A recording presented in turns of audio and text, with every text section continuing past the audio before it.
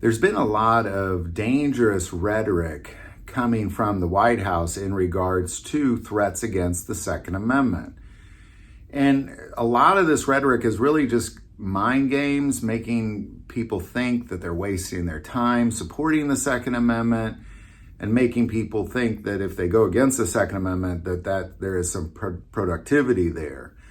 And really, what came out recently is something that kind of caught me off guard, was when the White House talked about this anti-Second Amendment effort, this effort to take guns out of the hands of citizens, this effort to illegalize, ban most viable self-defense weapons out there.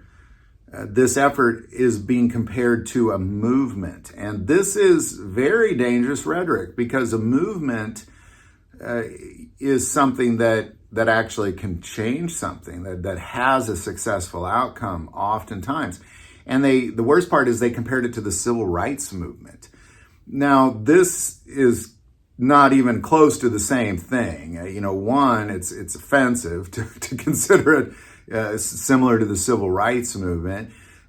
But beyond that, the idea of comparing it to something like the civil rights movement ultimately shows people that they can change the Constitution, that they are on this road, this path of changing the world. You can change the Constitution because it is a movement of young people, or a movement of the next generation, or whatever the case may be.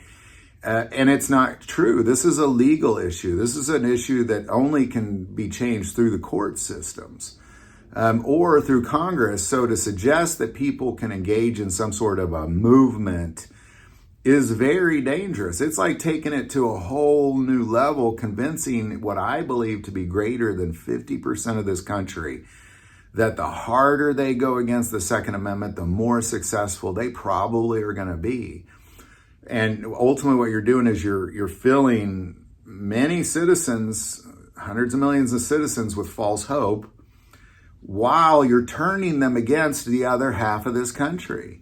It's incredibly dangerous, with no successful outcome outside of Congress and the court system, or ATF making rules.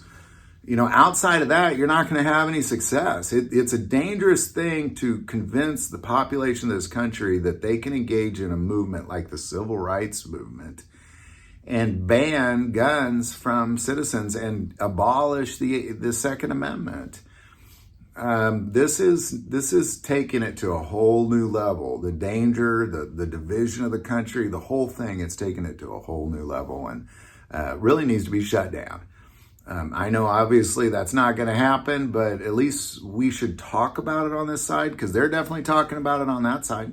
I want to take a moment in this video and of course thank Jace Medical for not only their support of this channel, but really giving us the best prep that any prepper could possibly make. Having emergency antibiotics and or your emergency chronic meds on hand. Again, best prep you can ever make. Any thoughts or insight, definitely put that below. If you like this video, click like and subscribe. Feel called to support this channel with Patreon. That link is also below.